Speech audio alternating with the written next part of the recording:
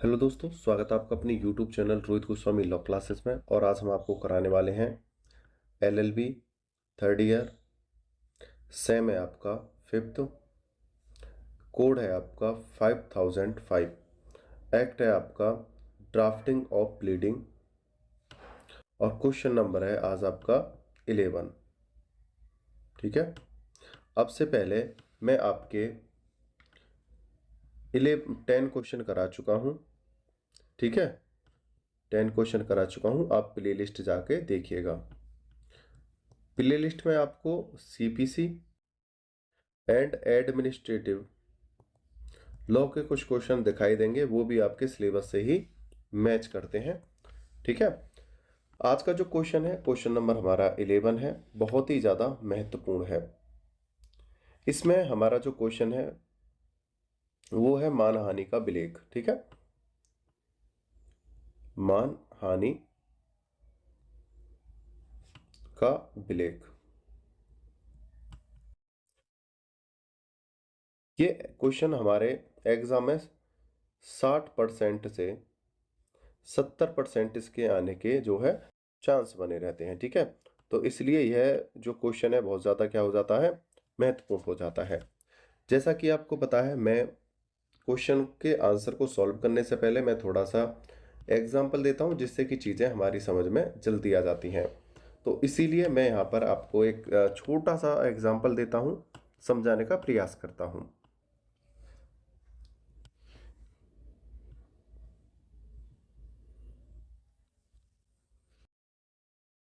यहाँ पर ए है और यहाँ बी है। ठीक है, ए जो है बादिनी है। बादिनी का मतलब ये महिला है। ठीक है, कौन? ए। दूसरा है प्रतिवादी। ठीक है, एक चीज थोड़ा साइड से समझते हैं। ये जो बी है, बी के ऊपर पहले से ही कोई कोई केस चल रहा था। किसके ऊपर? बी के ऊपर पहले कोई केस चल रहा था।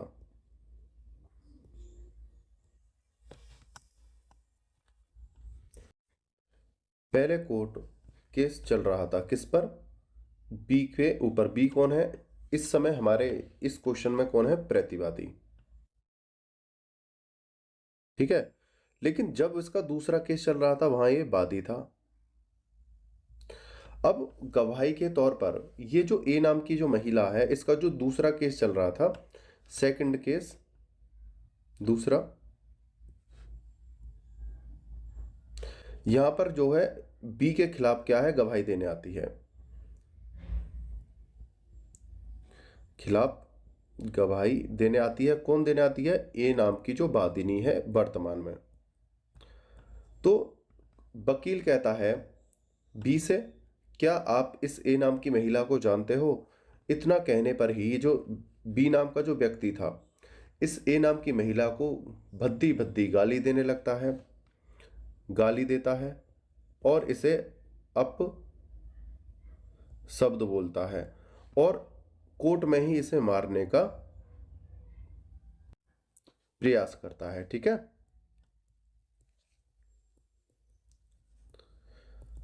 अब इससे क्रोधित होकर अपनी मानहानि के लिए ये महिला जो वादिनी है, भाई ये तो गवाही देने के लिए गई थी। कहाँ गई थी ये? गवाही देने के लिए। भाई गवाही देने के लिए तो कोई भी सक्षम व्यक्ति जा सकता है जो सत्य घटना को जानता हो। तो वादिनी गवाही देने के लिए गई थी, इसने गाली गलौच और अपशब्द का मारने का प्रयास किया कोर्ट में और धमकी भी दी। अब ये जो महिला है इसी के लिए अपना यहाँ पर वाद लेकर आई है, जो यहाँ पर ये वाद चल रहा है दोनों का। ठीक है, अब तुम्हारे बात समझ में आई होगी। तो अब ये जो महिला है ये क्या कहती है? अब वर्तमान में ये जब कोर्ट में केस घेर रही है तो ये इसकी डिमांड है कि पहले तो मेरे मानहानि के लिए मुझे 6,000 रुपये क्षतिपूर्ति दिलवाओ। फर्स्ट नंबर, ठीक है, 6,000 क्षतिपूर्ति दिलवाओ। दूसरा डिमांड करती है कि मुझे कोर्ट फीस दिलवाओ, जो मेरा कोर्ट में खर्चा हुआ है, इस बात को चलाने के लिए जो खर्चा हुआ है उस खर्चे को मुझे दिलवाओ। तो ये दो डिमांड करती है। उम्मीद करता हूं अब आपको अच्छे से चीजें समझ में आई होंगी। अब हम क्वेश्चन के आंसर को जब रीड करेंगे तो आपको सिर्फ एक बार कहानी की तरह पढ़ना है और आपको समझ में आ जाएगा। दूसरा, यहाँ पर एग्जाम्पल के तौर पे हमने कुछ शब्द लिए हैं, आपके वहाँ पर कुछ शब्द और हो सकते हैं। जैसे हम ए लेते हैं, आप ए के स्थान पर से कर सकते हो, बै कर सकते हो, या ए बी सी इनमें से कोई ले सकते हो। ठीक है, वो अपने एग्जाम्पल के आधार पर, अपने शब्दों के आधार पर आप कुछ भी लगा सकते हो। आगे चलते हैं।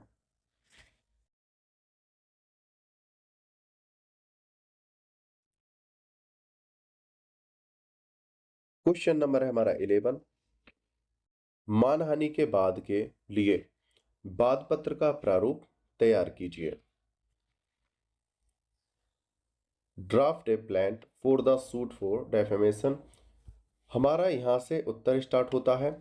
मानहानि के लिए बाद पत्र, न्यायालय, जैसा कि मैंने आपको पहले भी बताया है, सबसे पहले जब हम कोई सूट करेंगे यानी वाद डालेंगे तो सबसे पहले हमारा जो सूट होगा उसमें कोर्ट का नाम होगा। ठीक है, तो न्यायालय सिविल जज सीनियर डिवीजन मेरठ, वाद संख्या XYZ आपका कुछ भी हो सकता है। ठीक है, सन 1997 का ये वाद है। आगे चलते हैं।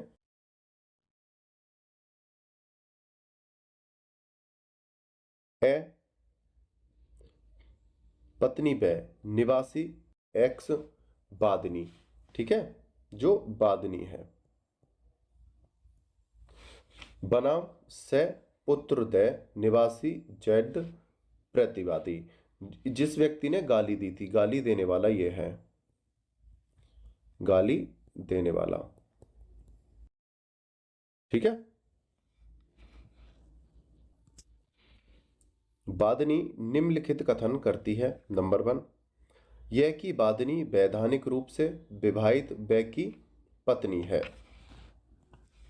दूसरा, यह कि प्रतिवादी ने बादनी और उसके पति बै तथा एक अन्य श्री के को प्रतिवादी बनाते हुए वाद नंबर, जो भी इनका वाद रहा होगा, सन 1995 न्यायालय श्रीमान मुंसिफ हवाली मेरठ में दायर किया था। ठीक है, मतलब ये व्यक्ति था कौन, श्रीकै।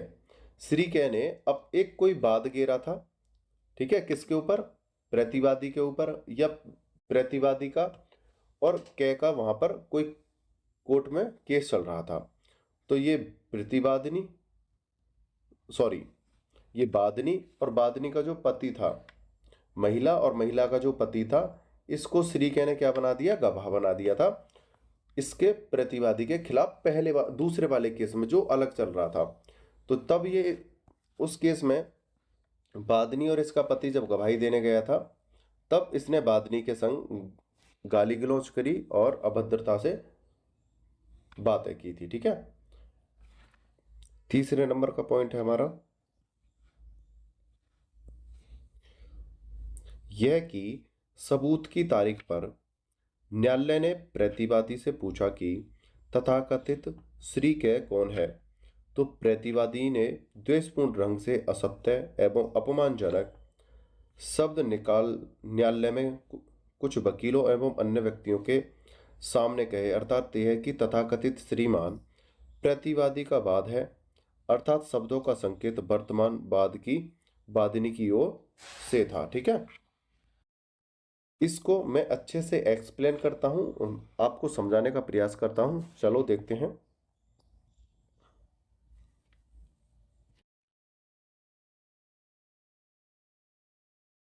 यहां पर देखते हैं, एक कोई पहला वादी था, कोई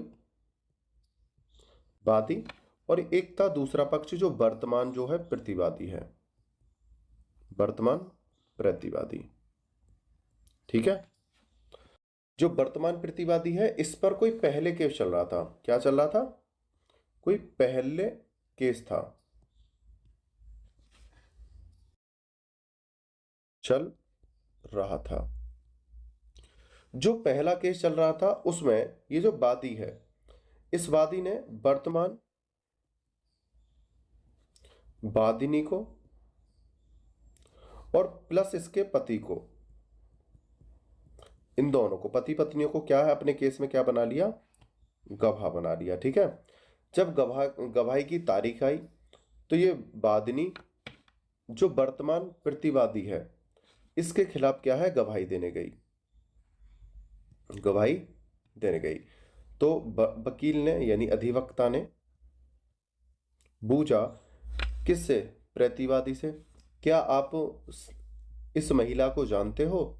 तो इतने में ही ये जो प्रतिवादी था गुस्से में इसे असत्य कहने लगा और गाली गलौज करने लगा, असत्य बात बताने लगा, गाली गलौज करने लगा और इसे मारने का कोर्ट में प्रयास किया, प्रयास किया। इसी अपमान के लिए ये जो गवाह बनी थी किसी और के केस में, इस जो गवाह वादनी थी इसने अपना एक नया केस यानी सूट फाइल किया, किसके ऊपर, इस प्रतिवादी के ऊपर। ठीक है। उसी को जो वाद पत्र में लिखा गया है उसे हम देख रहे हैं और पढ़ रहे हैं। उम्मीद करता हूं अब आपको चीजें समझ में आई होंगी।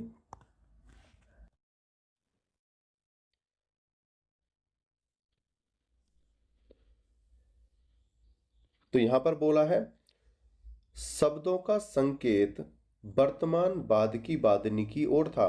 मतलब जो वर्तमान वाद की केस की जो वादनी है जो अब केस डालने आई है उसको ये गाली दे रहा था। आगे चलते हैं।